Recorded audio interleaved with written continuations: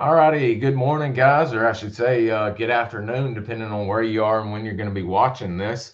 If y'all could, please give this a like and a share because we're wanting the veteran stories to get out and get seen by people that are, as y'all see all over the internet, claiming that there's no one speaking to vets or no vets are getting to share their stories. So please share this and get it out there.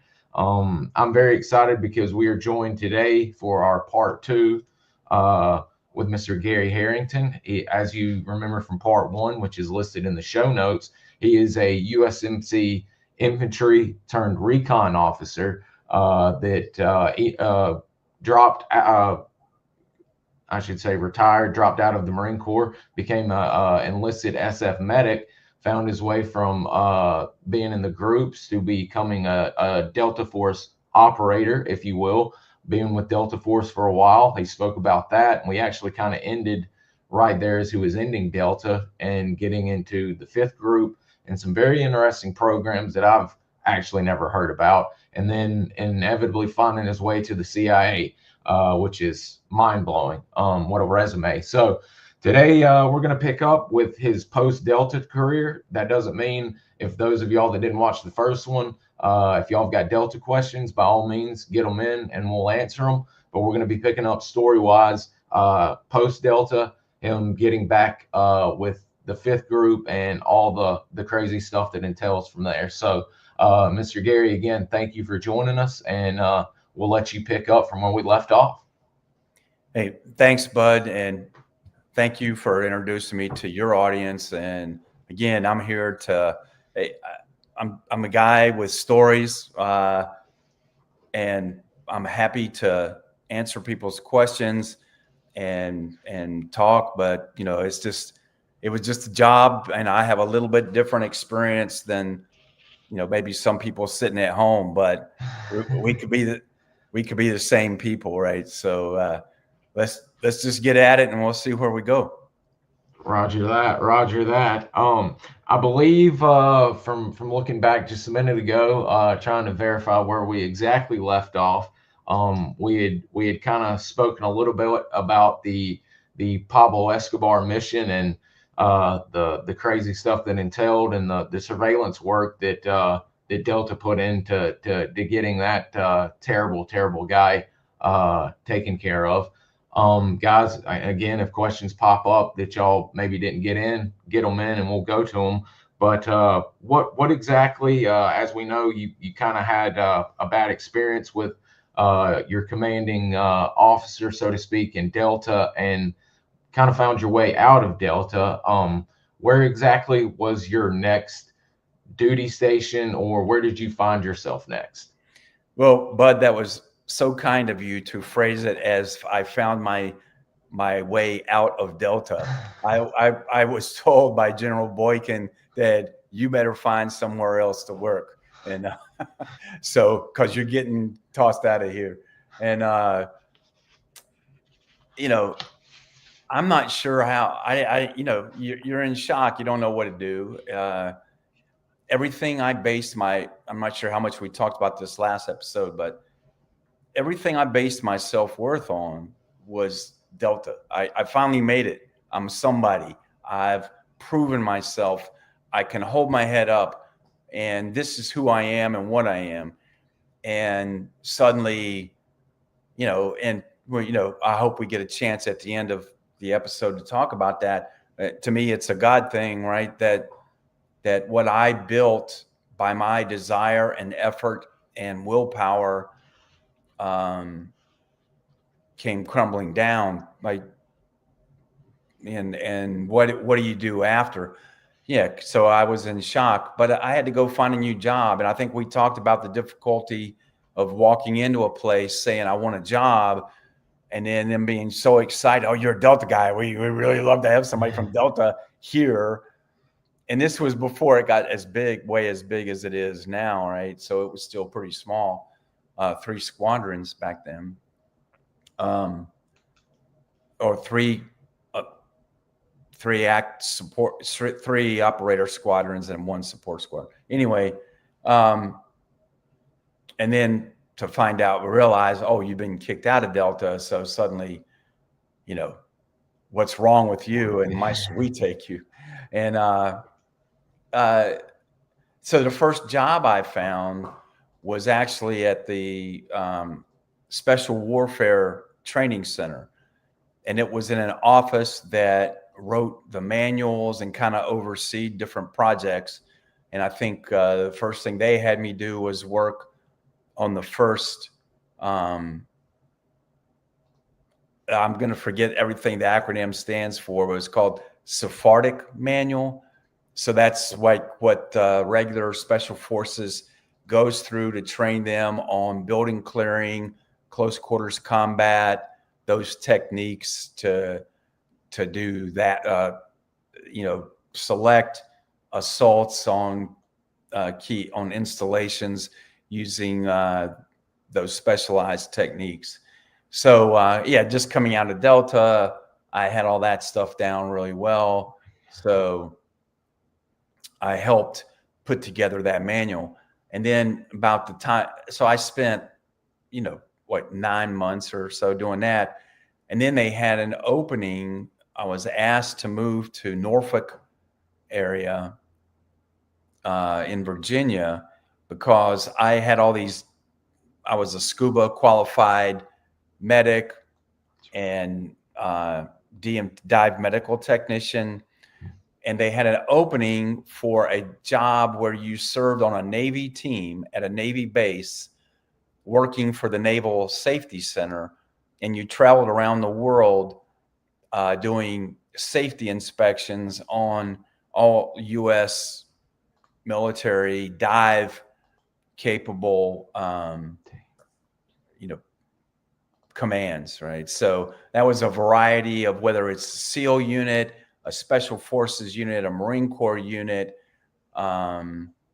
places that had surface supplied divers like Navy bases, shipyards, or special training facilities like the place, we call it the Dilbert Dunker, that has like a helicopter fuselage that you get in and it goes down into a pool and flips upside down and you do all that. Well, the safety divers have surface supplied air systems there. So you have to be able to check that. So, wow. So yeah, I went to Norfolk. This would have been like 1990, either the end of 93, beginning of 94-ish, like that, and lived at Fort Monroe, Virginia, which is an antique, a really tiny Army base on the Chesapeake Bay, right across from the Norfolk Naval Base. And I would drive into Norfolk through the tunnel every morning to go to work. The thing about Fort Monroe was Robert E. Lee was a Union young lieutenant at Fort Monroe when he was young, and they still had the house that his daughter was born in was still an active military quarters for somebody on that base. So it was small, historic, and I lived in a little tiny brick thing, but it was on the Chesapeake Bay. So I mean, that was pretty cool. And then that job entailed, yeah, I got a bunch of dive quals. Like I went through they arranged a special surface supplied deep sea diving course for me down at in Pensacola when we were at the Navy Dive Center there. And so I got hard hat qualified, and I went to a Mark 15 mixed gas diving school in Virginia for the Navy to get qualified on, because I was already scuba and LAR 5 rebreather, semi-closed circuit system rebreather. But the mixed gas we did in the Mark 15 was totally closed circuit, and you could use different gases besides oxygen, so you could go down to 300 feet.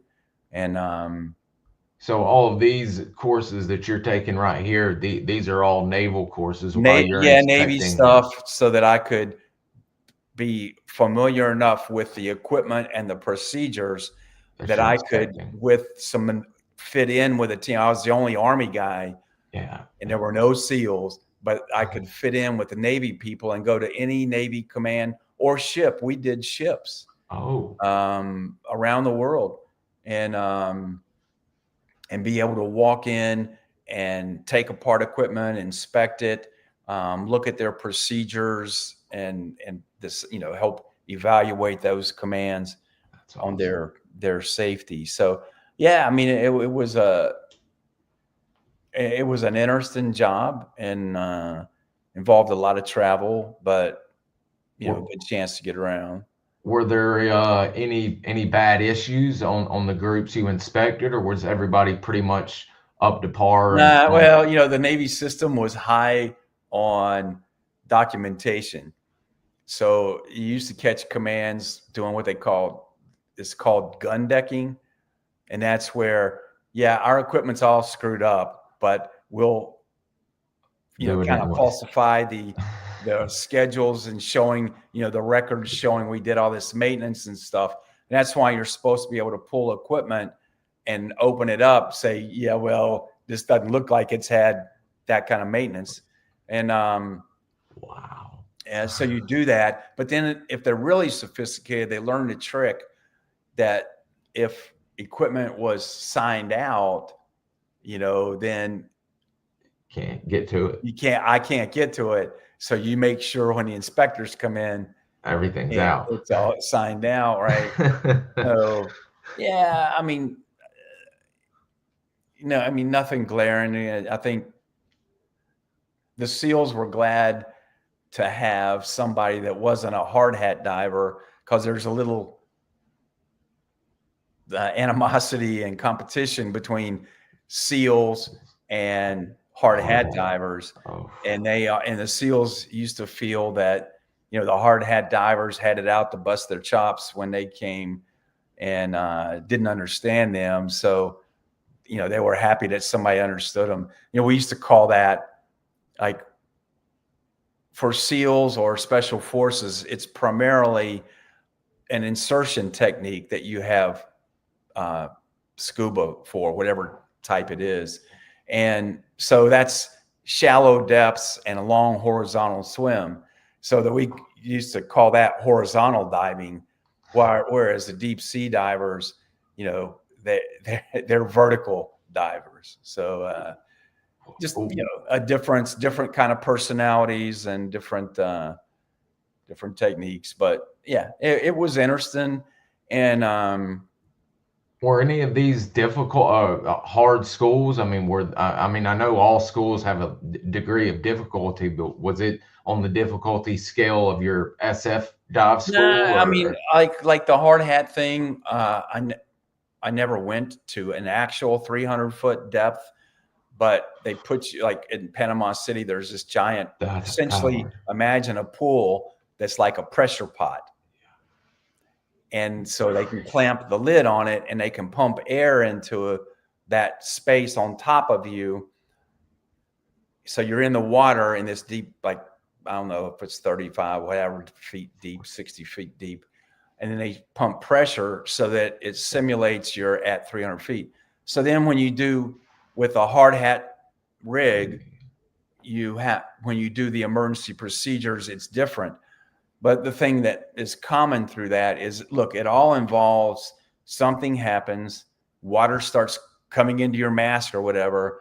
You feel you're drowning. You're way deep in the water. You can't just blast to the surface or you'll die.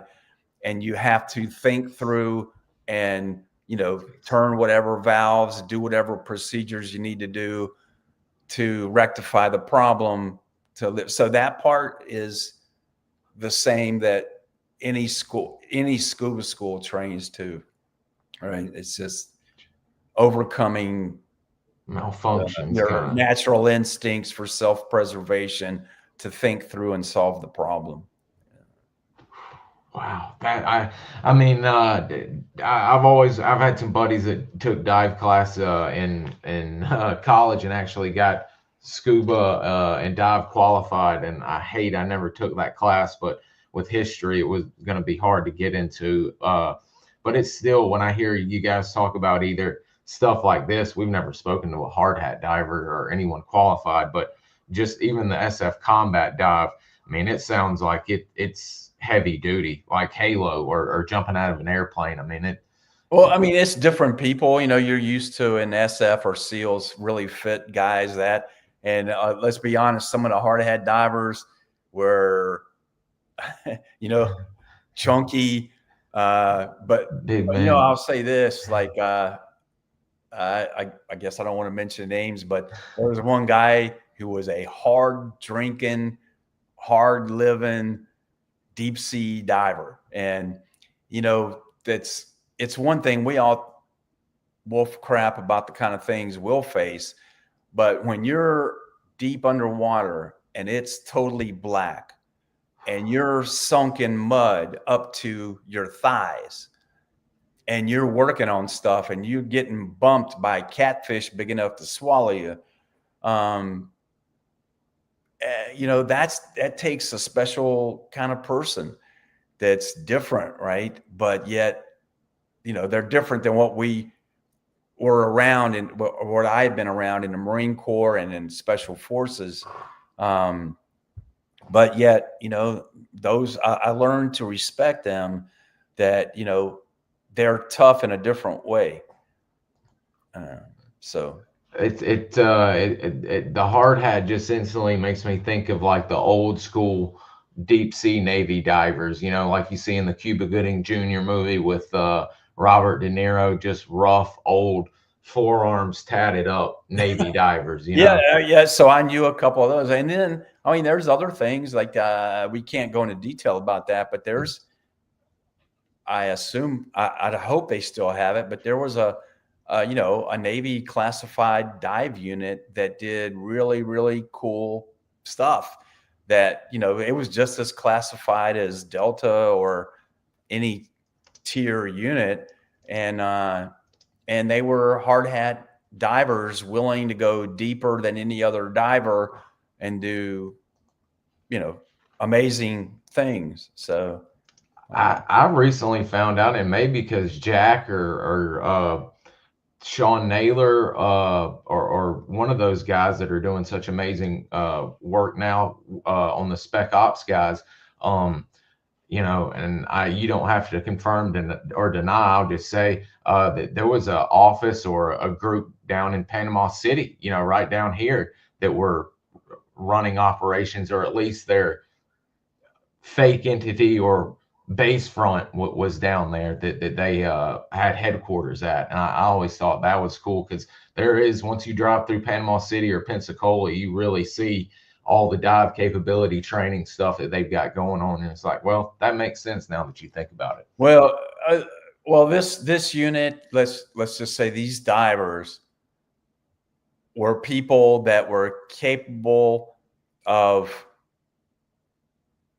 you know, we talk about surface supply divers, but these divers would go on a submarine, and the submarine was go as deep as a submarine can go. And then from that, put out deep sea divers deeper. So, you know, you'd have to imagine what type of missions that you know, that would entail. And I don't know, maybe some of your viewers can search on the internet and find stuff about those people. But, you know, like I met divers who'd been on sunken Soviet submarines. Wow. And there's other things, right, that they do. And these were guys, amazing guys. You know, it kind of opened my eyes. You can get blinders for your vision when you're in special ops, and you think, you know, we're the best, we're the most elite, we do things nobody else would do. One of the things serving in that unit showed me was that there are other people that may not meet the physical standard, I think, or do those things that I do, but they're doing incredible things for our nation and face challenges and you know, have bravery and all that are just as valuable as anything any of us ever did in a Tier 1 unit.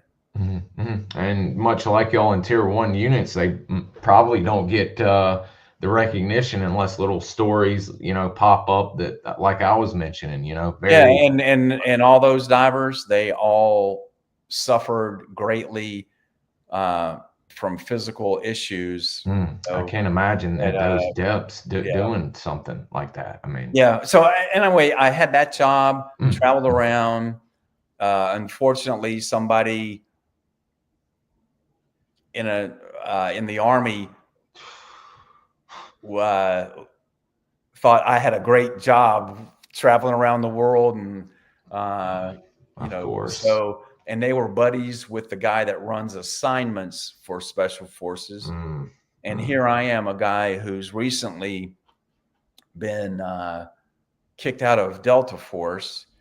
So that person contacted his buddy, and next thing you know, I'm getting I got a notice that, hey, you're going to leave your job early, and we're assigning you to 5th Special Forces Group at Fort Campbell, Kentucky. And so yeah, it was an odd thing, because usually the Army will transfer you in the middle of a school year, but it turned out this guy was coming up on the end of his tour in Okinawa, and he really needed an assignment quickly. So his buddy gave him mine, and off I went to Fort Campbell. And as I can't remember if it was right before I got to Fort Campbell or when I went to sign in. You sign in at the headquarters building, which my time there was a little small brick building. This is 1996.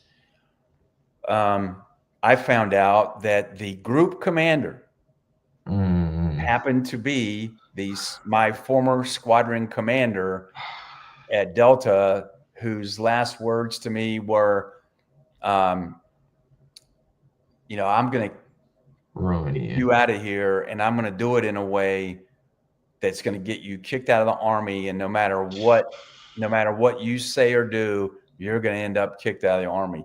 And you had to be honest, the Army had tried to kick me out while I was assigned up in Norfolk, and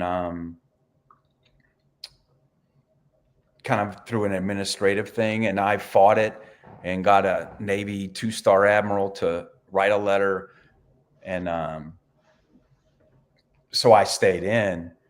But just to be honest, I was terrified of running into that commander when I walked in that tiny building to sign in. And fortunately, he wasn't there. And I got the signatures I needed and hurried off, down the quad to 2nd Battalion, where I was assigned, and tried my best not to ever go in around anywhere I could run into that guy again. And, all that stuff still really hurt me and embarrassed me. And it was difficult. But then one day it was really strange. So I signed on to a scuba team in 2nd Battalion, 5th Special Forces Group. And our team, because it was a scuba team, was assigned an unconventional warfare mission. So in that time, you had some teams that were doing direct action, you specialize in techniques to take out, to do a key strike on an installation or something. Other teams were infiltration method oriented. So you would have a Halo team in a company. You would have a scuba team in a company, and I was on that scuba team. A scuba qualified medic that is also a DMT is hard to come by. So you can bet your life, no matter what other qualifications you get.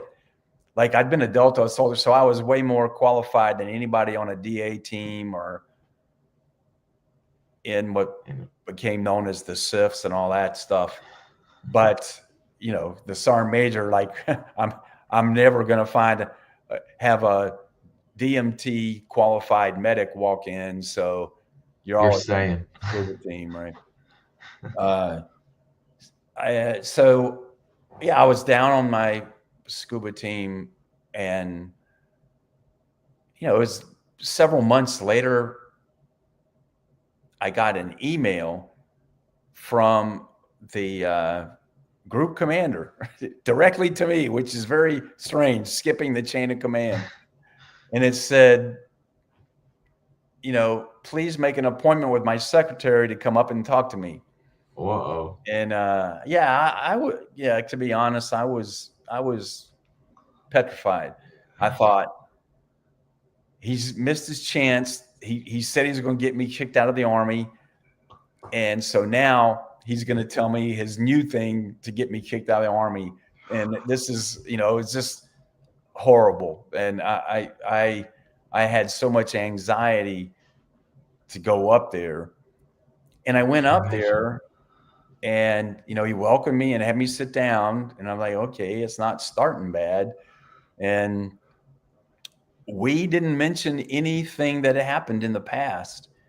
He brought up this new thing that he wanted to do, talking about unconventional warfare and this whole thing of inserting into a team now. And so 5th Special Forces Group, just for any viewers that don't know, is oriented towards the Middle East. So I went from 7th Group, oriented towards Central and South America, to Delta Force, which is counterterrorism, the Navy thing, diving thing, and now I'm in 5th Group, which is Middle East.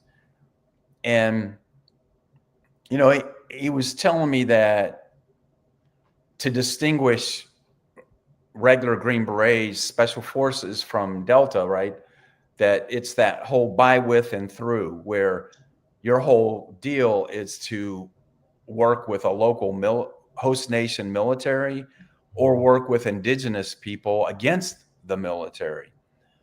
And there's this whole initial part of, how do you broker that relationship initially into a foreign country that you want help? If you think back to the 80s, when the U.S. was sending people, it was an agency run thing, but a lot of the trainers came from special forces that went into Pakistan to train the Mujahideen to fight against the Soviets, which some of those turned out to be fighters. the Taliban and later Al-Qaeda people. But that kind of scenario that was going to lead the way for special forces kind of to have a resurgence in its utility and looking towards missions to the future.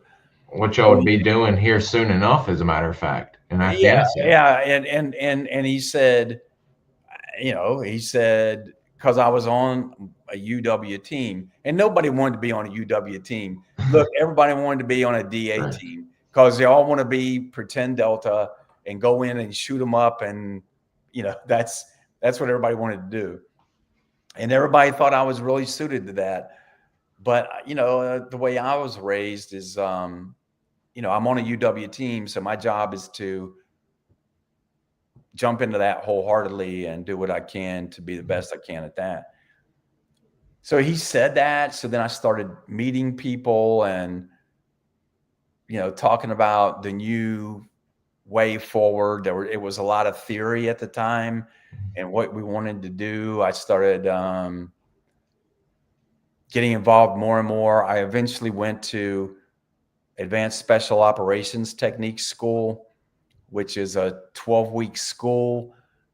And I think some of that is still classified, so we don't have to go into everything about it, but let's just say it was a way for a small unit. Let's imagine you're a special forces team and you're working somewhere in the Middle East and you don't have any protection. So it was a way to enhance your local awareness of things going on around you through different techniques. I don't know if you can see what you find under that if you Google search it, but I went to that school, and that's the one they call the Ranger Riding School. So it was quite different, and I had some challenges there. At the end, one of the big exercises in that field exercises, I had a key role, and I was really lucky in that I basically, me and the other guy were grabbed, hog-tied, hooded, cuffed, treated like prisoners of war. Hoods came off, tied to a chair, interrogated, ridiculed, went through a bunch of stuff, but yet I ended up flipping the tables on my captors, where I essentially buddied up and kind of. Let's just say I flipped the tables on them through, and so that earned me some credibility with the instructors there. And it was odd because we finished that school, and then I go back to 5th group. The next thing that happened was I got contacted by through SOC Special Operations Central Command in Tampa, that I was supposed to go down there and talk to them. So okay. There's something that they wanted to interview me about doing. So I went down to SOC Cent, and they decided that there was an opportunity to be the first person to ever employ the skills taught in that school, an ASOT school. And what did it say when you looked that up? What did it say ASOT teaches? ASOT, let me bring that up again, a 14 to 18 week class, which is crazy. Advanced Special Operations Technique, 14 to 18 week course, trains Special Operations Forces personnel in advanced Special Operations techniques, including mission planning, interagency operations, and unconventional warfare. All right. Well, then I'm glad I stopped where I did that. So, so this job would entail me working out of an embassy in Yemen and coordinating with other people in that embassy to do a security assessment in advance of other special forces that would come in like 3 or 4 months later. Like a pre-party advance team kind of, but more special than. Yeah, but it was funny because nobody had ever done it before. So I show up in Yemen in 1998, and I'm going to work out of the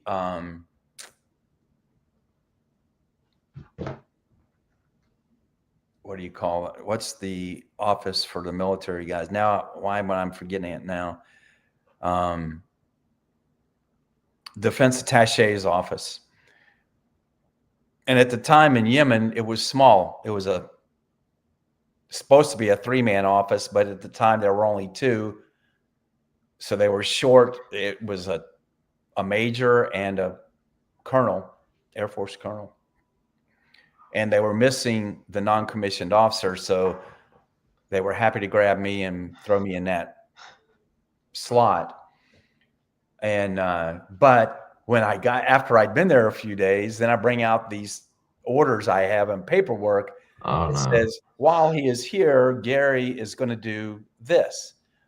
And they looked at it and go, oh, no, you're not. That's illegal. You're a soldier. You can't do that. That's not, and it was a lot of controversy. So it took me some time, to show regs and readdress, keep going back, to eventually that got worked out. So I was in Yemen, and the missions that were going to come in would be like the first SF guys to come in. One group was going to do a demining mission down in Aden, and the other came for a few weeks to go on the Red Sea and train a Yemeni unit down there. Are you guys in civilian attire? Are you long hair, beard? No, well, let's see. No, the teams weren't when they came in, but me working out of the embassy, I was. Nice. And to be honest, I cannot remember quite when later on, when the demining team came in, I relocated to Yemen with them and worked with them. And because that was actually my home team, because SOCCENT sort of took me away from 5th Group for this mission. So you belong to a team. Anytime you do special stuff, you get pulled off your team, you're really hurting your team, because the team needs a medic to deploy. Yeah, they are assigned to, but any on a team that's only 10 or 12 people, anytime you have somebody that's pulled away for months or long months at a time, you're really impacting that team. So anyway, it was the team I'd been pulled from was the one that came in to do the demining. So at one point I joined up with them in Aden to do this demining mission. Wow, I bet that was a heavy duty job, demining all of that, because I could imagine there was a ton of mines scattered throughout that country. Was this the trip that you were on where there was I can't remember if there was a bomb scare or an actual car bomb or I think there were several situations. Yeah, so when this is my time in Yemen is going to be later this year. There's going to be a Spy TV special, a special, a special coming out on the 25th for the 25th anniversary of the bombing of the USS Cole, and it's a 3-episode series. The first episode is the lead up to the bombing of the Cole, and that's me, because during my time there, I'm there to do my own security stuff. We're talking pre 9/11. People weren't trained in terrorism. Most people weren't familiar with Al Qaeda. Having been in Delta, we studied terror groups. We studied terror techniques. We studied the old Bader-Meinhof stuff, the hostage stuff, the taking of the trains, the airplanes that had been taken, the Iranian embassy thing that the Brits dealt with, all those things in the groups, we understood the dynamics of there. So I was maybe a little ahead of the curve before 9/11 for the military and U.S. government writ large at awareness about terrorism, terror groups, and their techniques. So during the time in Yemen, we started seeing things in the newspaper, the English-speaking newspaper, where a group called the Islamic Army of Aden was publishing threats against the American presence there. When they started talking about demining was going to happen there and all, they start saying, we'll send them home in body bags and that kind of stuff. But the ambassador and the government was saying, hey, this Islamic Army of Aden, they've never done anything. It's like 3 dudes that are pissed off and a fax machine. So we give them no credibility. So it's just talk. And, to be honest, you have to assume that because that's all we had on them. But during my time there over the months, then there was a car bombing in Sana'a, the capital, near the German consulate. It didn't kill anybody, but they blew up a bomb near the German consulate, and the Islamic Army of Aden claimed credit for it. So in my military mind, I said, okay, here's an escalation of hostilities that now I know that this group has access to explosives at least, and is willing to conduct something like this bombing. All right. But still, the ambassador and everybody started saying, nah, but nobody's hurt. They're inept. There's nothing. It's just still a few people. About that time is when I learned about there was a planned visit by First Lady Hillary Clinton to Yemen, which would be like a first in this, male-dominated Muslim society thing, for her to come. And the ambassador of Yemen, Barbara Bodine, I'm not sure if she pronounces it Bodine, but anyway, really wanted that visit to happen.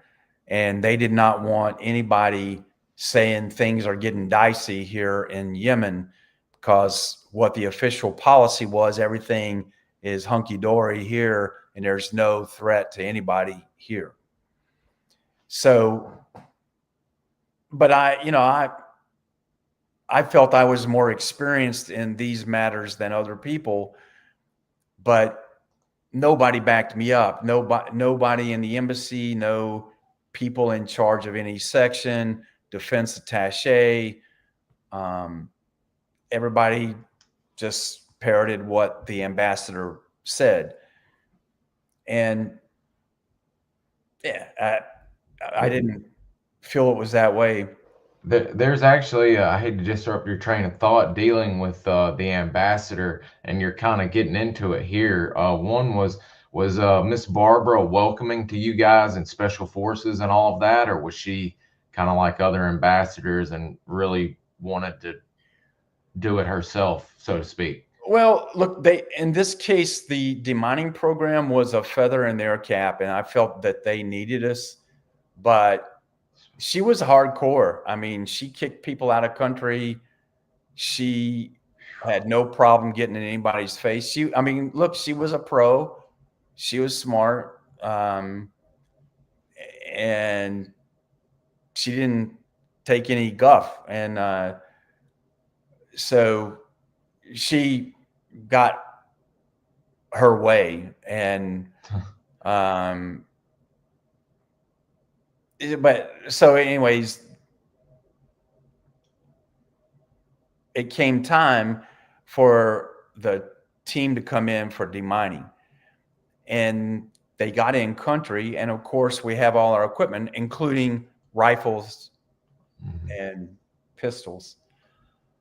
And the ambassador said that your rifles have to stay locked up here in the embassy. They're not going with you. And every country I've ever been into, in 5th group and 7th group, we've had rifles. We're professionals. We're responsible. The rifle had never been a problem. But the ambassador said that she did not want us to have rifles, and we didn't need rifles.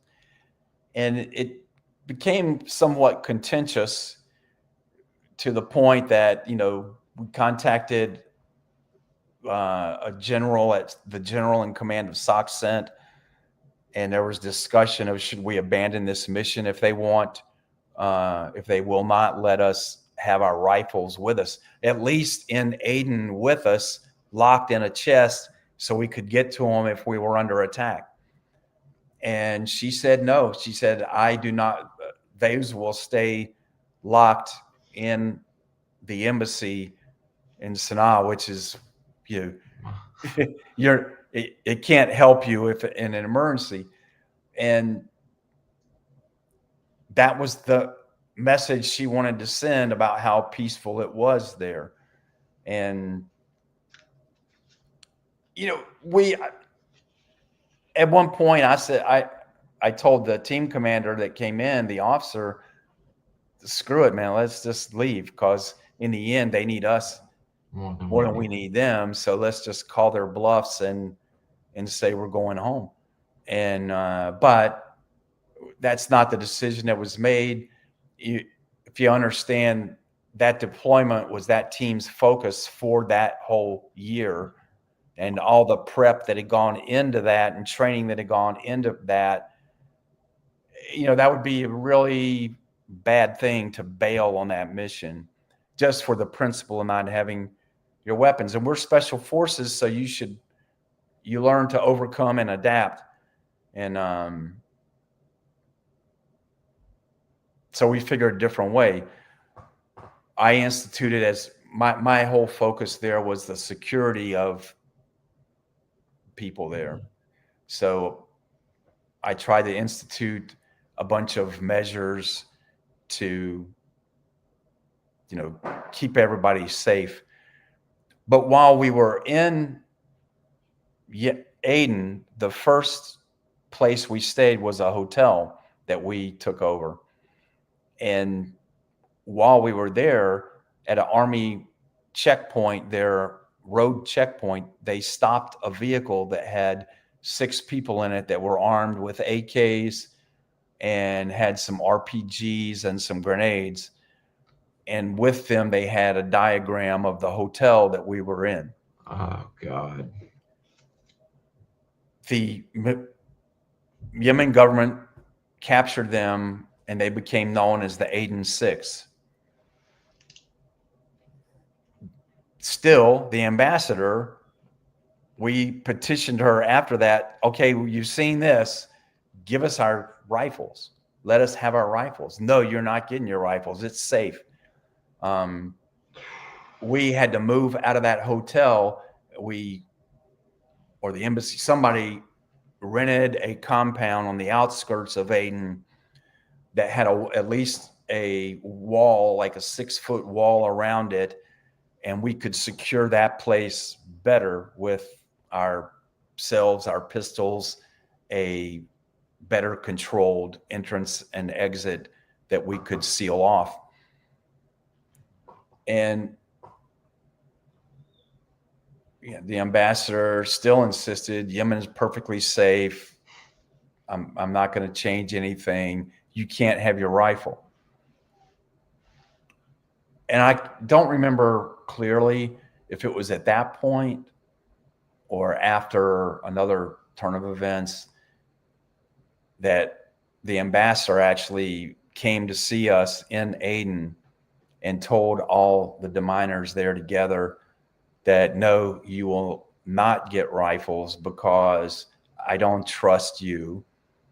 And because I feel that one of you in a wrong situation would shoot a civilian. And I would rather run the risk that you get hurt than run the risk that one of you is going to harm a civilian. Oh my God. And that was, there's no way anyone in the United States government should tell a uniformed person willing to risk their life for this nation that is their view of them. But that is what happened. We stayed there, continuing our mission. Later, the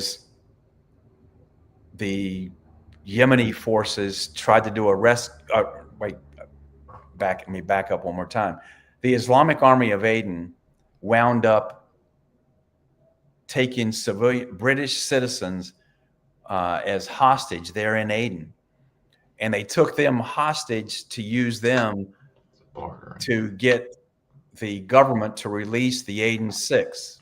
Oh my God. The government didn't release the Aden Six, and it wound up in a standoff where there were out from Aden, out in the desert out there outside Aden, they had the hostages in a perimeter, and then the bad guys were in a circle around them. The host nation forces had surrounded them. Everybody opens fire.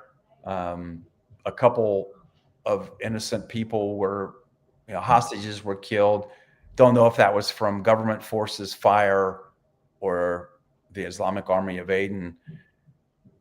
But yeah, it was a fiasco. The government forces weren't trained, didn't know what they were doing. And so they were all screwed up. And the Islamic Army of Aden didn't know what they were doing, so they were all screwed up. So it was the innocent British citizens that were caught in that. God, to me, that was, just the straw that broke the camel's back, because in my assessment that now I've got this Islamic Army of Aden that we have proven has malintent towards Western interests and wants the U.S. out. They've proven that they have access to arms and ammunition. They have proven they're willing to take action against Western interests. They have gone to the point that they have carried out those interests and that they're willing to fight it out. It is true that they were inept, and let's say if I evaluated them as for capability, it would be very low. But those things there, to me, pose a significant threat to U.S. interests in Aden or in Yemen in general. And I voiced that. I voiced that to the embassy. I voiced that to everybody. And, the ambassador and I were really at odds with it. The other people, senior people in the embassy, advised me. He said, hey man, he goes, you have your points, but just let me advise you, do not get between this ambassador and a visit here by Hillary Clinton. If you do not want to make that mistake. And matter of fact, an advance lady, some woman from the State Department, flew out there to Aden, and I had to help provide close-in security for her. She was there to check it out to see, how it would be for Hillary to come out. Or maybe she was from the FLOTUS, her staff or something, but this woman came out. Then the demining mission was ending, came to its conclusion. As I was I saw the team out of Yemen, and I remained behind. It was bothering me what happened in Yemen and the Islamic Army of Aden and the embassy and ambassadors' failure to recognize the threat that was there. While I was there, the agreements were signed to start letting U.S. ships come into Aden for refueling. It was whole part of this effort that we were going to, nation building, and we were going to change Yemen and bring them into the fold. And I felt bad because I felt that there was danger lurking for U.S. people there. Not everybody is special forces where you have situational awareness, you're prepared to take care of yourself. We always develop, no matter where we are, plans to evade and escape and get out, to fight our way out, to hide and run. We're prepared, but regular units are not. And my conscience was bothering me more and more. So before I left Yemen,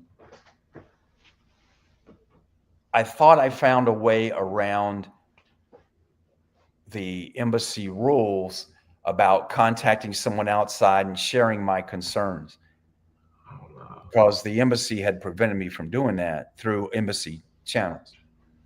So I filled out a special forces area assessment, which is a military thing, and we send it out by one of the last things before that team left, the demining team. We used their satellite communications and sent that report back to the military, back to special forces. And I raised my issues about the Islamic Army of Aden. I raised my assessment because my ultimate assessment was that, yes, the Islamic Army of Aden is incapable, but we know they're in communications with Al-Qaeda. So the way that they pose a significant threat to U.S. interest in Aden is if A, they accept training and Al-Qaeda sends trainers here to train them on how to do their operations properly, or B, the Islamic Army of Aden is host and welcomes an Al-Qaeda cell that would come in to do ops there. And I sent that off. The military, the ambassador, I was leaving because I think she really wanted to kick me out. Hit the ceiling when she found out. It was a whole bad thing. And I left, and then I went on to another classified mission in another Middle Eastern country. This time it was going to be for a year, where I went back to Tampa. They were real happy with what I had done in Yemen. So we're in 1999. And I was told, to prep to go to another Middle Eastern country where I would be for a year. And I went to that other country in January 1st of 2000 and was there working, was never aware of the Al-Qaeda's attempted attack on the USS The Sullivans in Aden in January 2000. But I was in that country when, in October of 2000, they did attack the USS Cole. At some point during that Cole investigation, somebody looked back in military stuff and said, "Hey, wait a minute! Wasn't there some guy, SF guy in Yemen that sent some kind of report, and he said something like this would happen?" So the next thing you know, I got a notice. I'm flown back to the States, and I'm supposed to give a deposition to be used with the Senate's Cole Commission that was investigating to find out why the Cole happened and how to prevent it in the future. But the mission, I didn't testify in Congress because what I was doing was classified, and special forces wanted to protect some of those equities. So I gave a deposition in Tampa. Unfortunately, while I had tended to think that sometimes the State Department thumbed its nose at military people, my experience in Beirut, now my experience in Yemen, and made decisions that were politics over people's lives, I was surprised to find that SOCOM, the Special Operations Command, deleted two of my sentences or two things I said from my deposition. And one was where I quoted the ambassador at saying she'd rather run the risk of us getting hurt instead of hurting someone. And I can't remember exactly what the other was. And I asked the person in charge, I said, this is a deposition attesting that this is my complete testimony here, but you took these things out. And they explained that if that went forward, it would put the Army or Special Forces at odds with the State Department. And the State Department are the ones that have to approve any special forces going into any country. And that was happening all over the world. And who's going to trust special forces to come into your embassy if one of them's going to go behind your back and that kind of stuff? So I understood that, but I just thought we lost 17 people. We're supposed to tell the whole truth and nothing but the truth, and then let the chips fall where they may. So I was disheartened to learn that that wasn't quite the case. I understood it. I didn't like it. Yeah. Mm. Well, what with you mentioned you've gotten back to Tampa and you're getting ready for another operation. Are you still going to be hooked up with the 5th group, or is this next operation going to put you in a classified? Yeah. So the next operation, and this was where it's kind of unfair to the teams that I ostensibly was assigned to in 5th group, because I was gone in the prep and run up to the Yemen assignment. And then the last part of 98 or part, I don't know if it's half or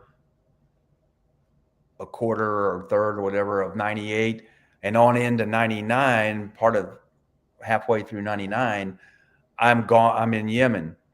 Well, then I came back and was, or I'm sorry, I keep saying, but it's fine. I go to Tampa. I got some slaps on the back for being the first guy to do some stuff, and people were happy. So then they said the next step in this whole unconventional warfare, trying new things, is to go on this other classified thing in another Middle Eastern country where you're going to work in conjunction with some people in the embassy or coordinate with them to do some stuff in event. Well, it was just, let's just leave it at that. That's what I was told. And so there was training, and I had to go to different government agencies in DC to link up with people. I worked, that mission was through Special Operations Command Central in Tampa, but some of the things I was going to be doing were in support of the Joint Personnel Recovery Agency. Oh, wow. Which I don't know if you know who they are. Yeah, from Vietnam. Yeah. Well, it started from outreach from Vietnam. They're the people in charge of all the MIAs, recovering isolated people like pilots or whatever that are downed in foreign countries. So I was being sent to do stuff in support of that overall mission. But again, I was not going back to 5th group to be on my team. I was sent out separate and did that. So I did that for 2000. And at the end of 2000, so beginning of 2001 is when I came back to the U.S. I came back to the U.S. and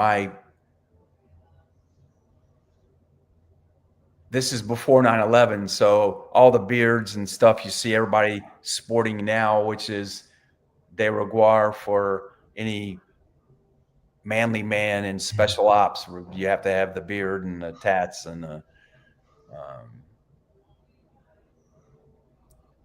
So but back in those days, to come back to headquarters, those would not be accepted. And I came back because I had been working a lot wearing civilian clothes, and my hair was longer than it should have been. Mustache was way longer than it should have been.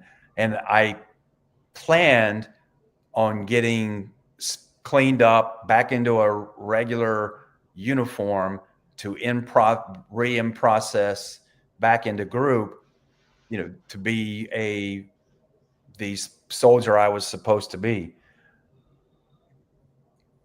But I showed up at 5th Group, and there was a big, it was an off day, and everybody was at the parade grounds and people were going. And I said, "What's going on?" And they said, "It's the change of command." And they were bringing in a new group commander. And this was not the one I had the problem with at Delta. This would be, he had been replaced, and this was the person replacing the person after him. And his name was Colonel John Moham. But it happened that, and I was like, wow, I can't really process. But I ran into some guys that I had run into who were contractors that worked for the Joint Personnel Recovery Agency in DC. And they were up there for that change of command ceremony. And they were going, "Oh, we know John. John had been, Delta, and then he'd been in command of the other JSOC unit that is in Northern Virginia." And these guys that I ran into were retired sergeant majors who had worked for him at that JSOC unit in Northern Virginia. So they were friends and they knew him, and they were, "Hey, come on, we're going to introduce you to the commander." I go, no, I'm in civilian clothes. My hair's long. Let me get cleaned up. Like, in our unit, that's how we roll anyway. So be no problem. Let's introduce you to him. So they introduced me to him. This is, of course, after the whole thing of the coal and me being the only person that had predicted something like that might happen. So they gave me a vigorous endorsement to him, which carried some weight. And I'm coming back to 5th Group. I'm real senior now, but I'm still an E7 because while that former squadron commander had not been successful at getting me kicked out of the Army, he was successful in that the Army said, "You'll never be promoted. And despite the fact that every evaluation I ever had in my military career was perfect, stellar, except that one when I was kicked out of the Delta, that suddenly says for a 3-day period I turned into a piece of crap, and everyone after was stellar. The Army said, "You'll never go anywhere in Special Forces." The colonel asked me, because I had now been on the leading edge and the first person to do stuff that they now call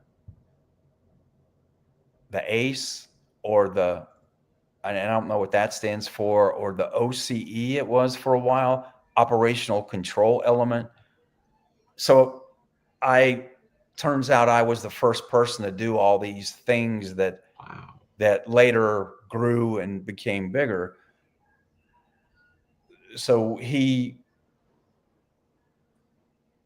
asked me to come and work at group headquarters when I got back to 5th Group in 2001, and be on a 3-man element that kind of oversaw all the compartmented, beyond secret programs that were at 5th Special Forces Group. I had been read onto some of those, and participated on them with SOCCENT. So that means it was things like coordinating with other agencies, working on what we call SPCAT, Special Category Access programs, that it's not that it's top secret, it's stuff that has a name and you have to be read onto a list about that, and they track you and all those kind of things. And this 3-man element at the group headquarters was the first of its kind to kind of coordinate and put oversight on those activities for the group commander. And that's what I did. I had a good working relationship with Colonel Mulholland. I was lucky that because of the recommendation of those guys, and despite being kicked out of the JSOC unit, he trusted me a lot and cared about what I thought. He used to bring me in his office and talk about policies and issues in the group and ask my take on them. And I was very honored to do that. If you put yourself in my shoes, someone who the Army has now essentially shunned and say, we're never going to let you rise in rank and be in charge of other NCOs. We try to kick you out. People look at you when they find you've been kicked out of Delta. The first thing is people are going to look at you badly. So to feel valued and trusted was a big deal to me, and carried me through a lot at that time.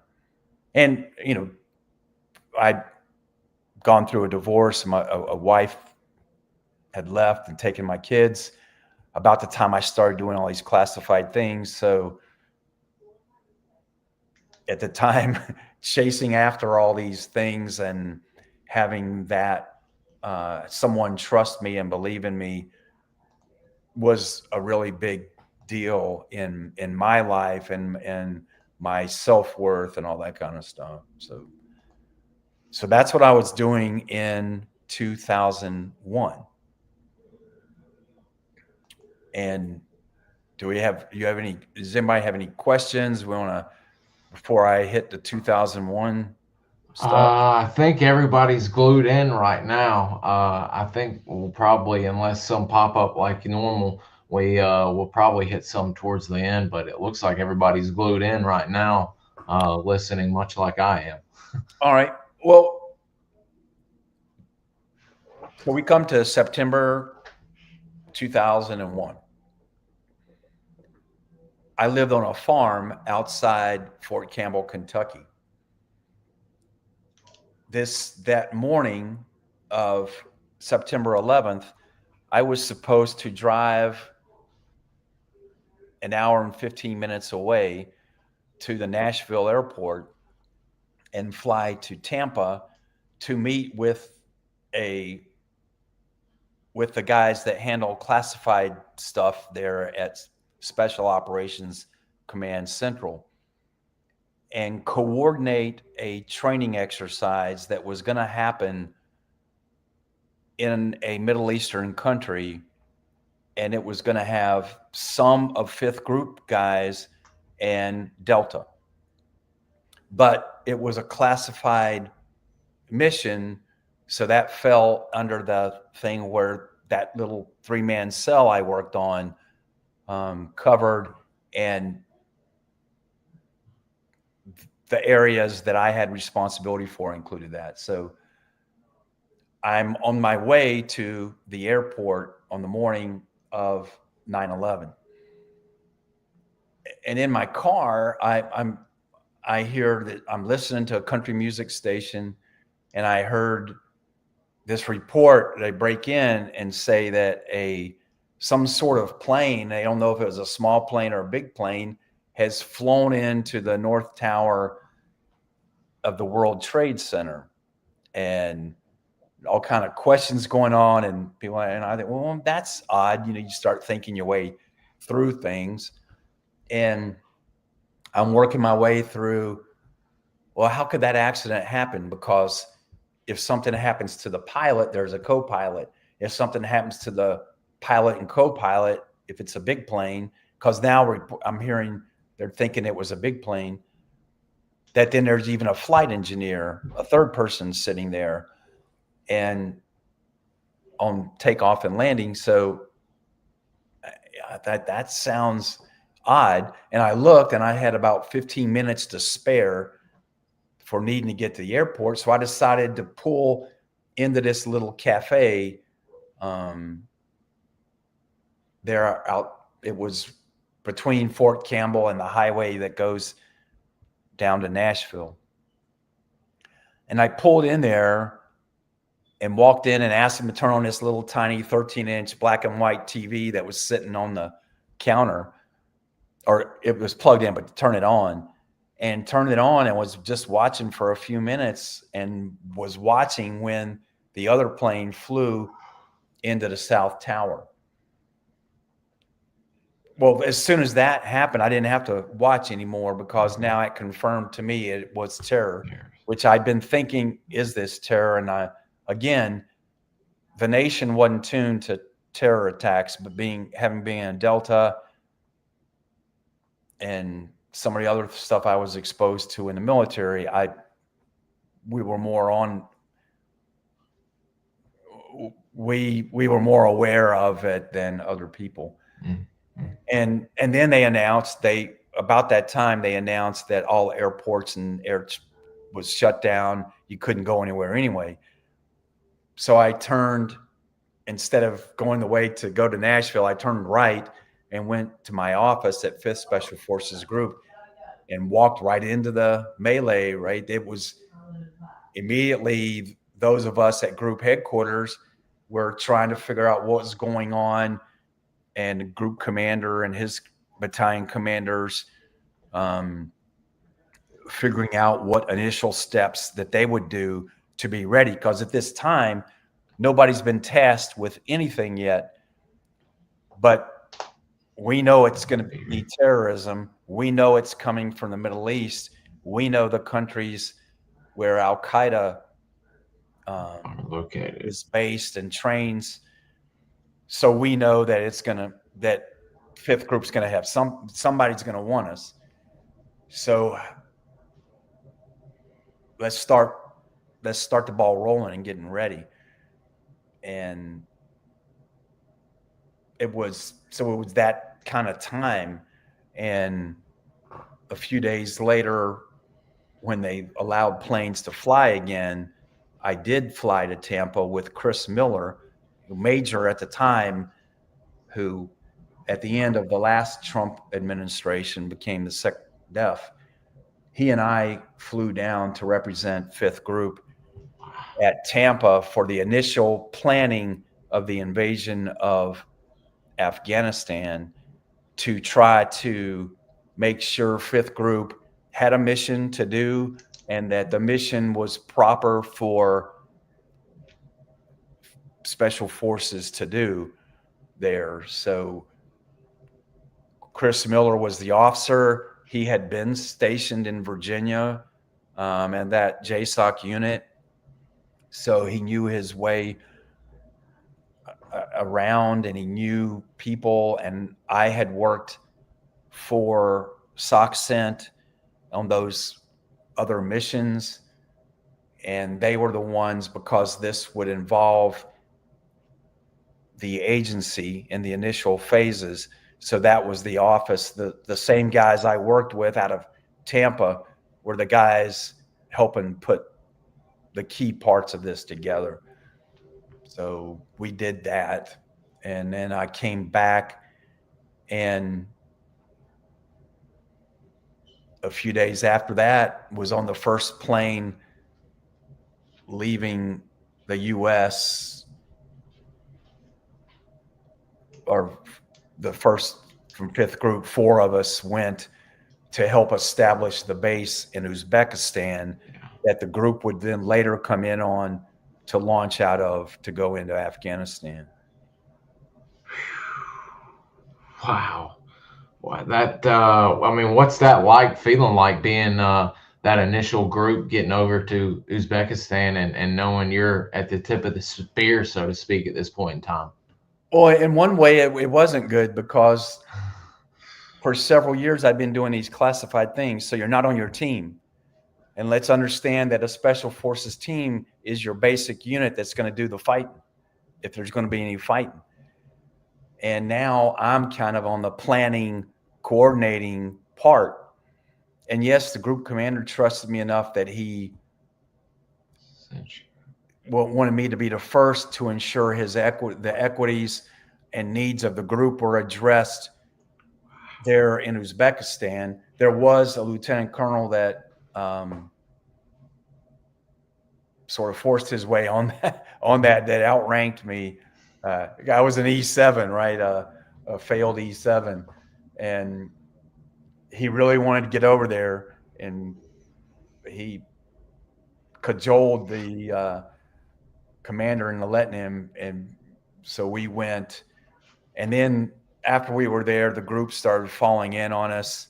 My job, the reason I was sent there because of my classified stuff, was after I don't know if we'd been there 2 days, 3 days, something like that. I rented a car and drove up Uzbekistan through part of Kazakhstan or Tajikistan and went to Tashkent, the capital of Uzbekistan, to the U.S. Embassy. And I hooked up with the agency guys that were getting ready to be the first jawbreaker, to be the jawbreaker folks going in. Now, this was during the time that first jawbreaker team with Gary Schroen and Billy Wah and all those folks were in or going in Afghanistan originally. But it was the other people, the other paramilitary people were gathering there that would form the teams that would go. And well, that is part of Tora Bora? But that's actually SF guys from ODA 572 that wound up attached to a jawbreaker team. So they were there under agency auspices. That picture was at Tora Bora. Oh, Those were the Caucasians are members of 572.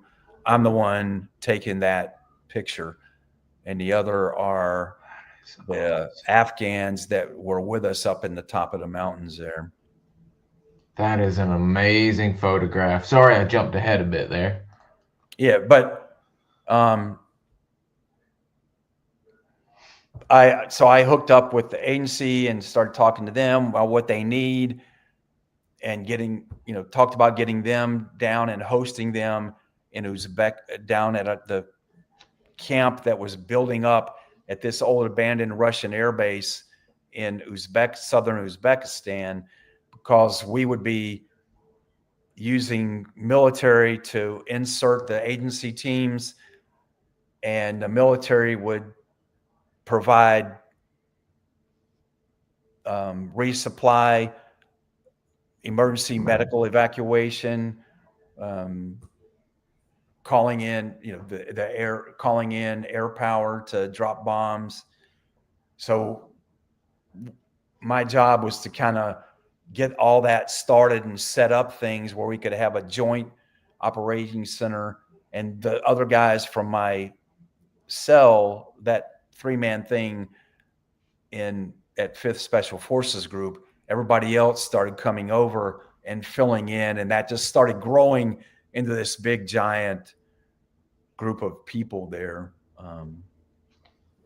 Was this the CIA group? Was that Justin Sapp and Mike Spann and that group? That that was Justin went in on the original Jawbreaker team, and there's a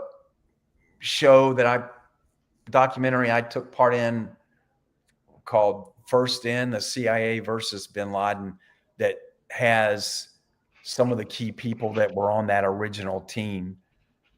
Phil Riley was one of them. And Justin Sapp was part of them. The Army 5th Group loaned Justin Sapp to the agency to be on that first team. Wow.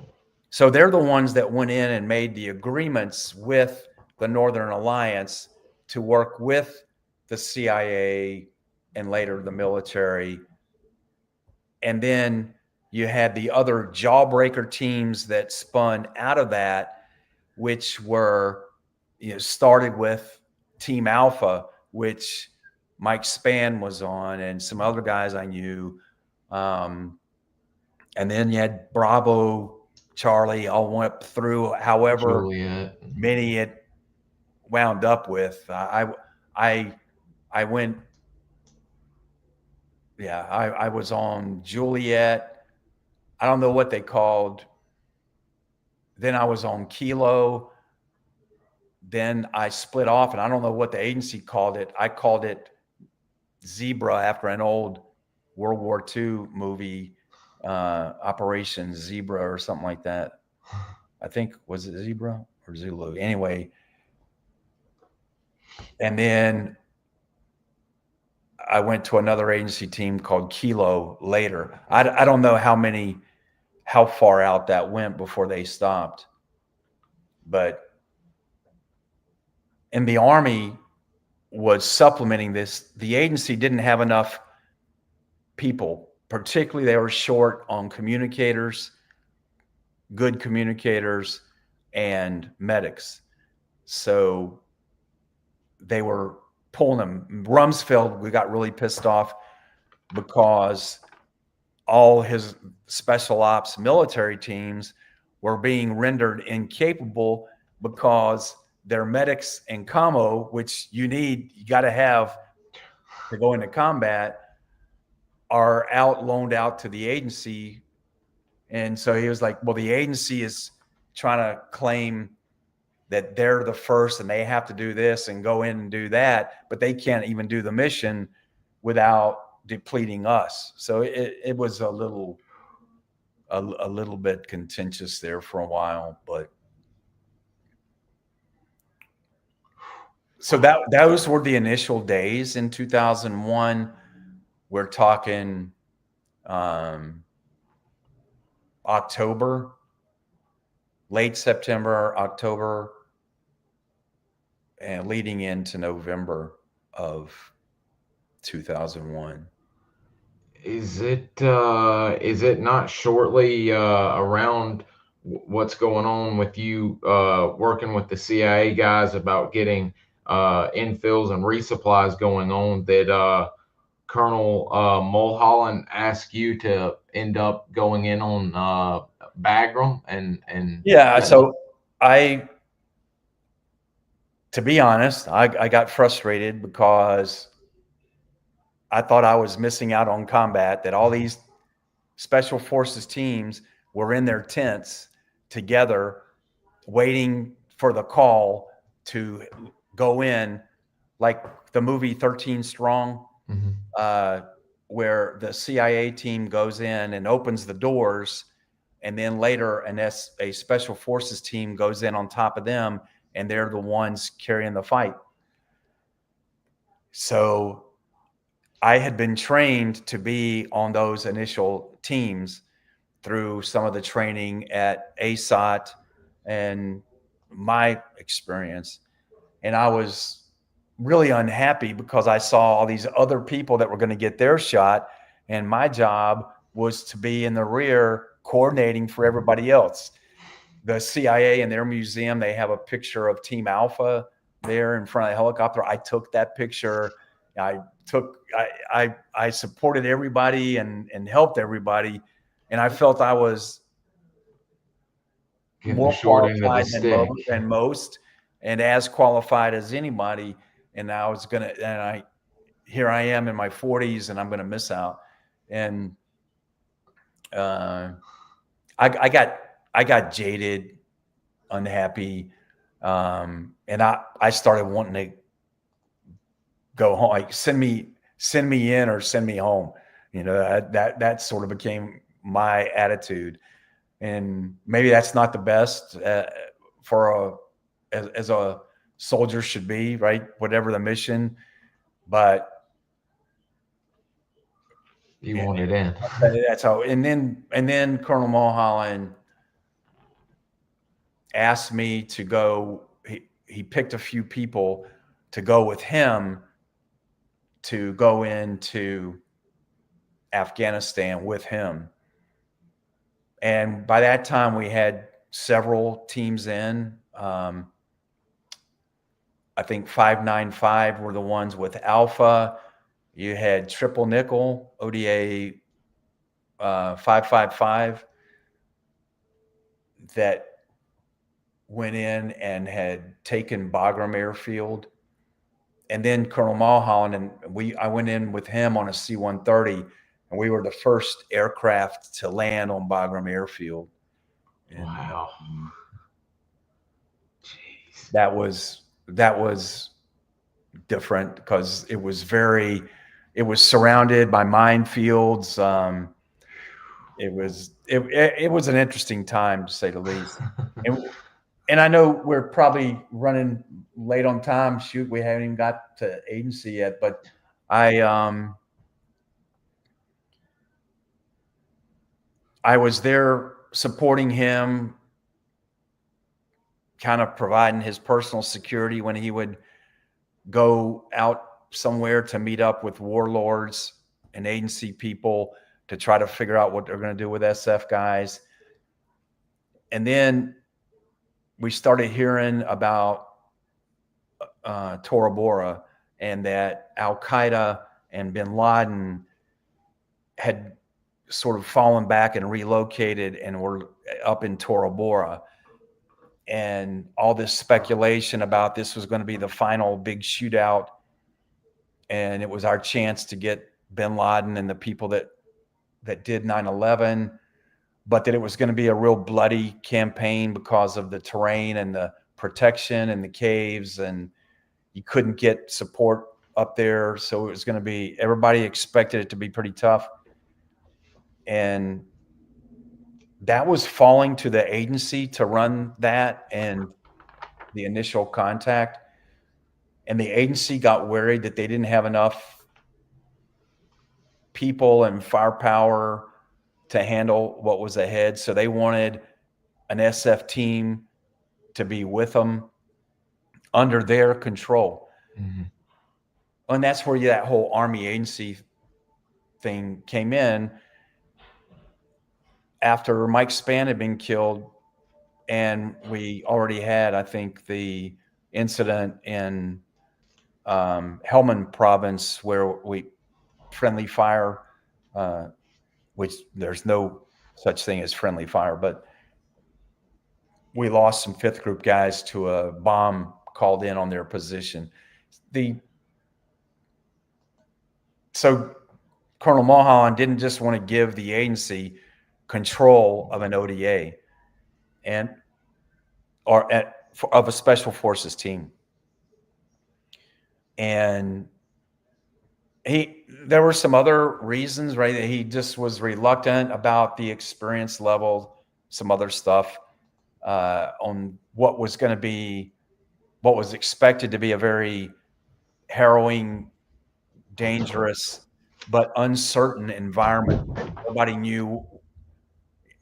It wasn't your traditional thing. But then somebody that he knew, again, from his time in that JSOC unit in Northern Virginia, there was a guy from that JSOC unit that was on the attached, detailed to that agency team, that knew Mulholland, and then he said, well, you seem like you trust this Gary guy, so would you give us those 12 people on that ODA if we took Gary too, and you sent Gary along? And he, Colonel Mulholland said yes. So he called me and asked me, hey, I just want you to be you and just be able to give me, keep an eye out for, you've been around these agency guys, and, make sure that, make sure the equities and that our guys are looked out for. So off I went, and I wound up with ODA 572, and we made an infill into Jalalabad by Pavlo helicopter. We flew. It's really funny because we were at Bagram Airfield up near Kabul. We flew a C-130 to Quetta, Pakistan, nap of the earth, flying, crazy stuff, and landed in Quetta, where we got on a Pavlo helicopter and then flew, really low through mountain passes all through Afghanistan to go to Jalalabad. And because the airfield, the U.S. had bombed that airfield a small airfield outside Jalalabad, so you couldn't land a plane there. So we went by helicopter. Anyway, we hooked up with the agency team and spent, I don't remember how many days it was, spent some time prepping in Jalalabad. Then we went up to Tora Bora.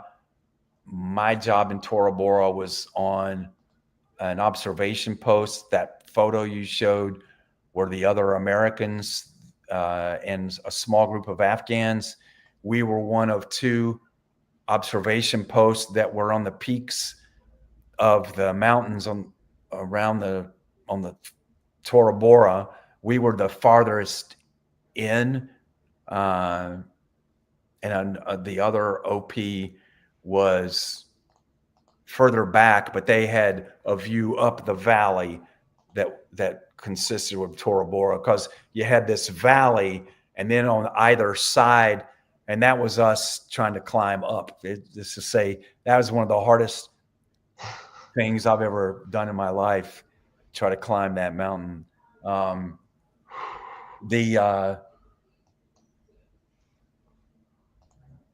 So we were on those OPs, and we were the ones calling in the bombs that we're trying to kill as many Al-Qaeda as we could. That is the initial part of a bomb, that we're at the OP on that ridge. You can see how sharp those mountains are, and that's thousands of feet down to the bottom there. So that one, I think, was one that we laser designated that for a 2,000-pound bomb. And I think the next photo shows the smoke bloom after that bomb went off. And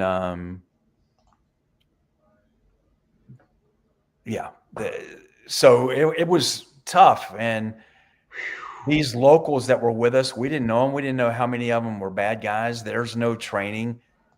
So we kind of put them in front of us, between us and Al-Qaeda, because we figured if Al-Qaeda attacked us, they'd run into them first, and that might give us a little advance warning.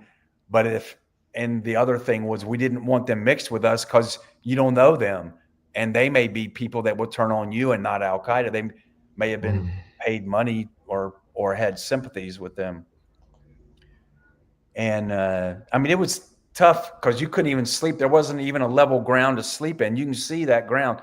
You had to use rocks and create, a 2.5 foot wide place, wide enough to lay down on, to get in your sleeping bag and be able to lay down. It was that way. Another thing I'd never done was call in bombs from that high. there were times where I wanted to drop bombs closer in to us down in the middle of the valley. But if I'm up like this and the bomb I want, even if it's 2,000 meters in front of me, but it's at the bottom of the valley, I didn't think that a plane dropping a bomb from 25,000 feet until the first time you call it in and you're waiting for that delay after they release the bombs from 25,000 feet. Remember, that plane is flying like, well, let's just say like this, and that bomb comes out here. That bomb flies that way. Oh.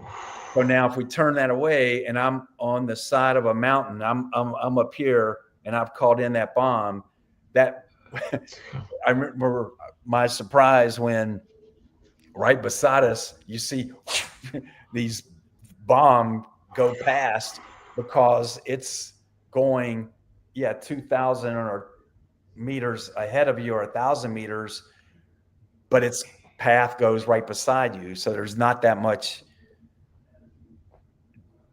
distance or safe zone for that bomb.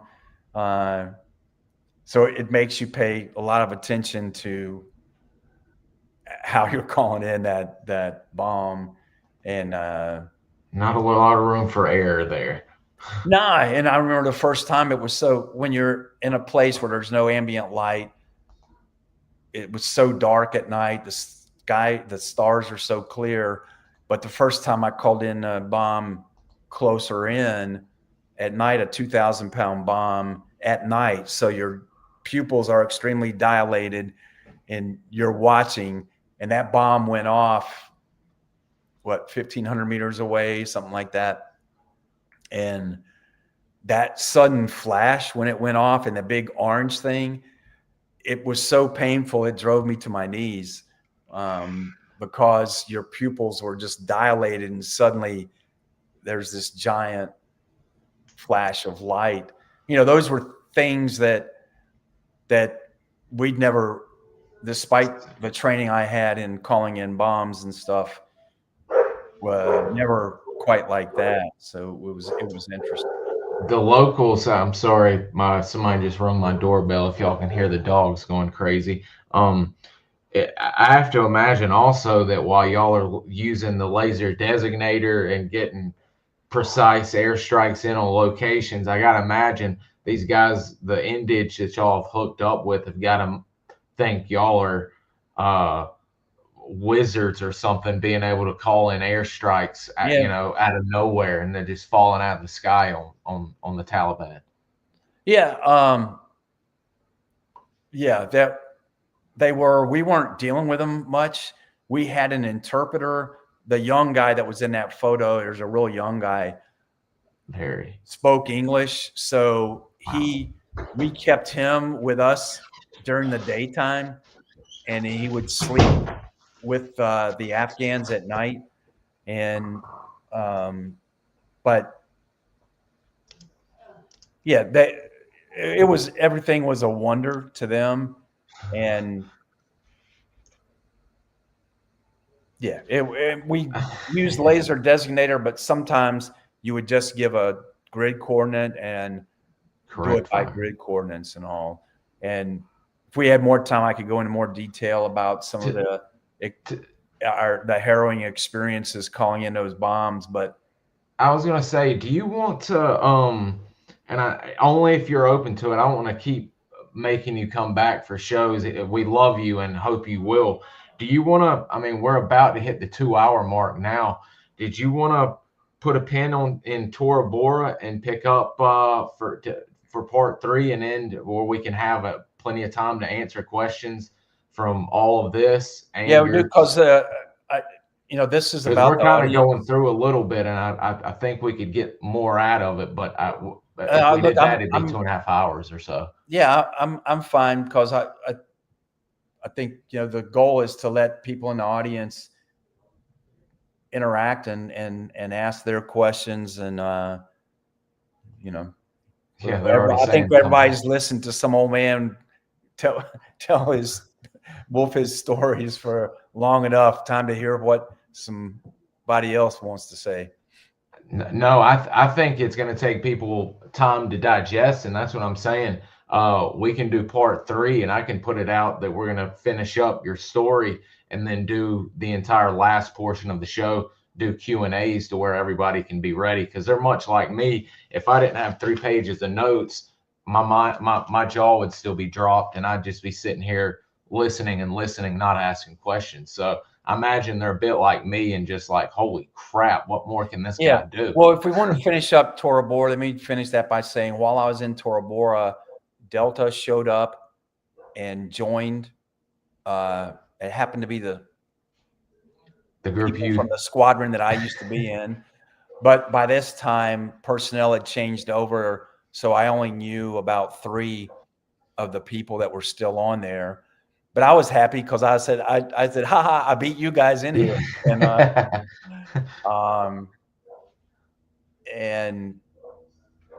And there was only like, what, 4 or 5 guys from A that showed up, or was it less than that? My guess is I'm not sure if it was a company or a couple teams, but you had one element that was with the main element of ODA 572, which was with the warlord and the people going up the valley.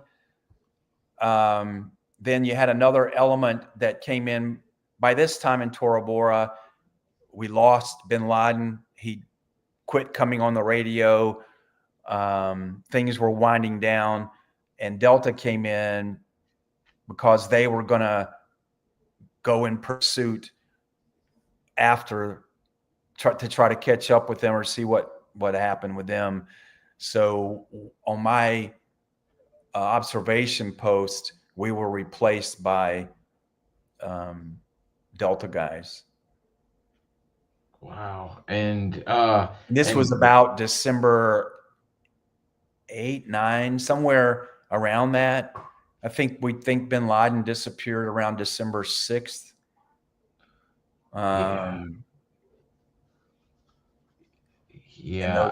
Came up. I'll definitely end up having questions, and the viewers are already saying, please come back for part 3 for questions. But is this the part where you guys are literally, you're fighting and all of that, and then all of a sudden, I think y'all are actually told and ordered to leave, and y'all have to literally pack up because it's tense and get on the donkeys and what happened was there was a point up there around the time bin Laden disappeared where suddenly, and we're calling them bombs, we're up there, like, I don't know if you count the Americans in that photo, it would be them plus me were the Americans. So I don't know if it was 5 or 6. To be honest, I don't remember. And one of those was an Air Force CCT guy. And so at one point, the Afghans that we were with came and said that their commander, the warlord, called them on their radio and said, a walkie-talkie, and said, you have to come back.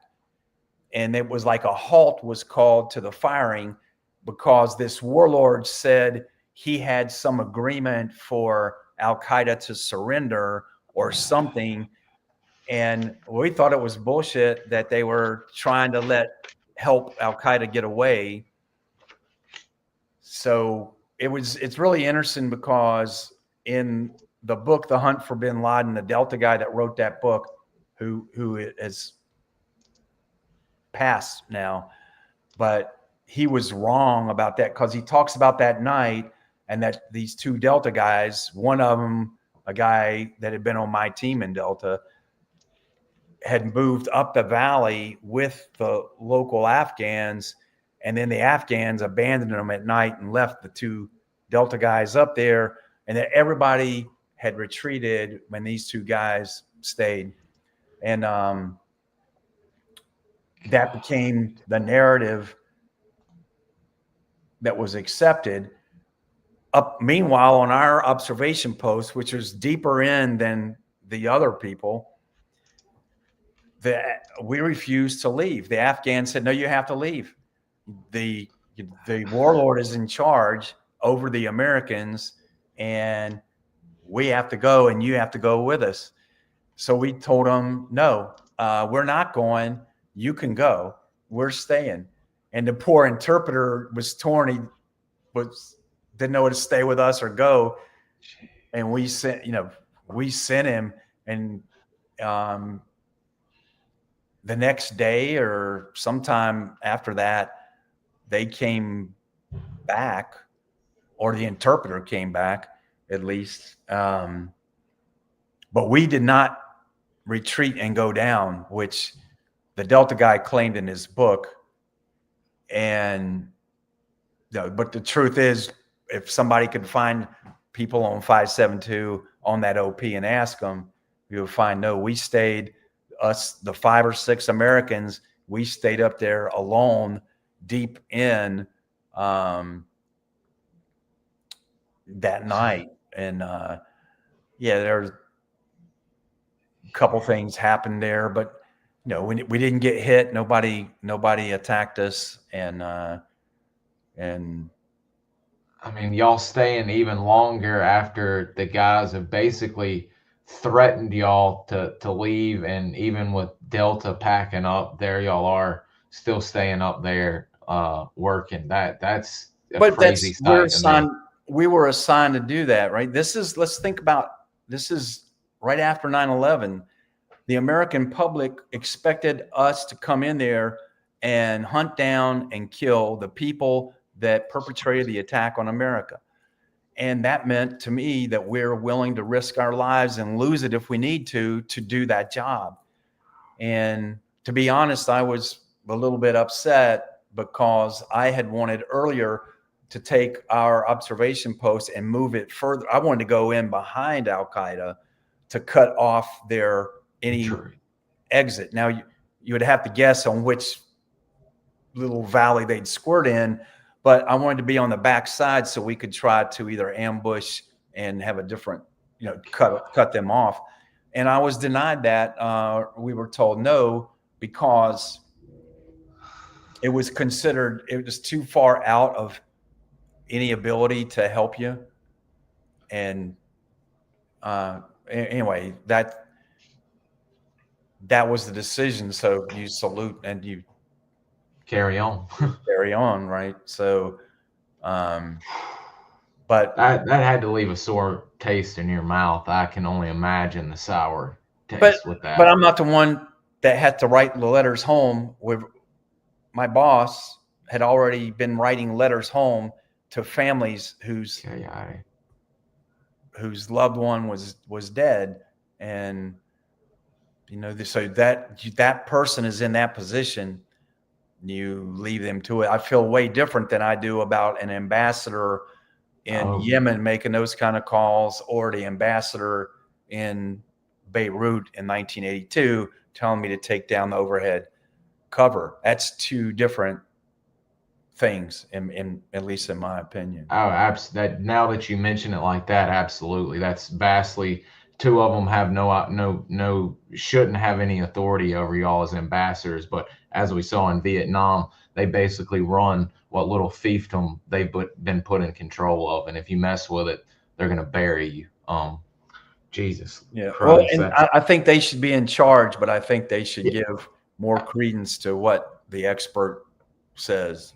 Absolutely. I mean, you as a smart person, you would think, them not being a military person, they would at least give y'all an ear and let y'all work out something, and just instead of unilaterally saying, no, you're not doing that, we're not doing this, and if you do go in, you're done. We've already gotten people saying, please come back, because I didn't have time for questions. And actually, I'll have a few questions for Tora Bora as well. Was there and we just hit the 2-hour mark, actually, which is great. Was there anything that we left off for Tora Bora? I'm sure there is, that we can cover again, but for closing, is there anything you'd like to mention on the shutdown? Yeah, well, let me finish the part of Tora Bora, and then, because then we can go next time into the other teams and the other places in 2001 too. But we came down off the mountain and went to that schoolhouse that has been talked about in some books. That was Al-Qaeda had been in this schoolhouse. We went down there and stayed a few days trying to figure out where we're going and if we're done with Al-Qaeda and all. And it's winter. When we were up on the OP is when it started snowing up in the mountains. And as each day, as we stayed there, the snow went lower and lower up there in the Himalayas or in the Hindu Kush. And by the time we got down to lower elevations where the that schoolhouse was, we'd been out a long time in the field, and we all stayed in one little room. And I did not know how bad we all smelled until it was snow outside some, and we would be in this little concrete room, 11 of us in this room, and you go outside to go to the bathroom and be in fresh air. Yeah, when you go back into that room by smelling other people's body odor, you would start gagging and like dry throwing up, dry vomiting, you know, where you're gagging and you go like that. And you would do that for about 5 minutes. And then the amazing thing is, within 30 minutes, you're sitting there eating food right there with everybody else. That's the only time in my life I ever got, it was so cold down in your sleeping bag with a little hole like this to breathe, and being tucked down in there. And I stunk so bad that I woke myself up. My stink woke me up, and I had to get my head out in the cold to breathe fresh air. Breathe. And it was like you're stuck. I tried when I was in the field like that. You couldn't bathe, but you try to wipe your pits and crotch off. But I would try like every 2 weeks to go outside and heat up water over a little stove, little bird bath, mix it enough to wash my hair, like every 2 weeks. And I stayed in.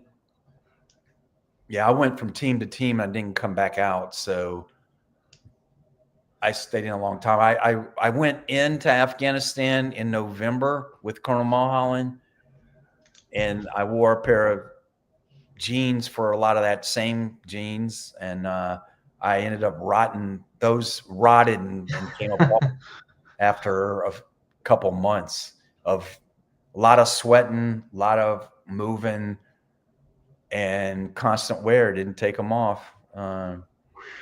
Wound up having to have one of the locals in a little village buy me some kind of local trousers that looked like some pirate, man, with big, weird looking, big baggy pants. Yeah.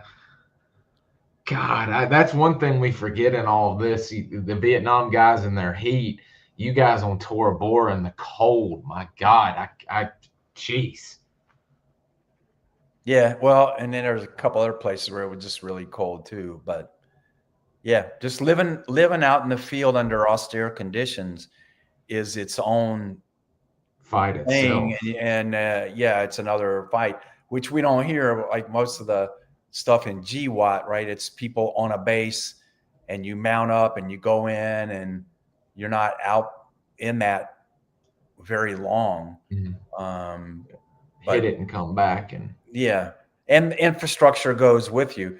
In later months in Afghanistan, I would go back to Bagram, and I watched it become this giant city, monstrosity. And then years later, I was still 8 years later, I'm still going to Afghanistan, and now it's a giant U.S. military base, right? So with fast food and all kind of stuff on it. Yeah, I remember it was just a couple bombed out buildings and minefields and some wrecked Russian planes and stuff like that. So, jeez, that is so crazy. I think that's probably a good place to stop for the Afghan stories, because the next would be going into coast to be the first team to open coast, and the other things that happened after that, ending with Operation Anaconda. And then there's the whole Iraq, me being loaned to the agency, and then me joining the agency. We haven't even got to that yet. Part 3 is going to be good, and I already know with how people are commenting about getting questions ready, I won't be the only one with good questions. So I'm already looking forward to part 3. So if you want me to, I guess here in whenever I send you the link or what have you, I'll check back in and we'll just check on our calendars and see what's going to work for you, because the rest of the month I'm wide open except for something next Wednesday. So. Yep, I think probably during the day I can make most days work. And again, maybe if your audience that's tuned in this time or both these times, if they would say what preference they want, so we can get the most viewers, and you and I can probably flex to make that happen.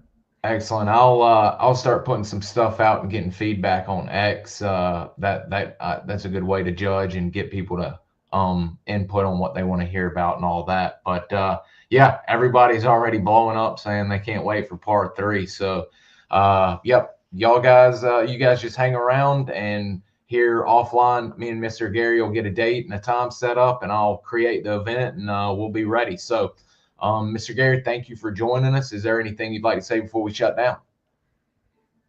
No, just peace. And thanks for listening to another old guy wolfing his crap. And I appreciate if you come back again next time and let me do some more.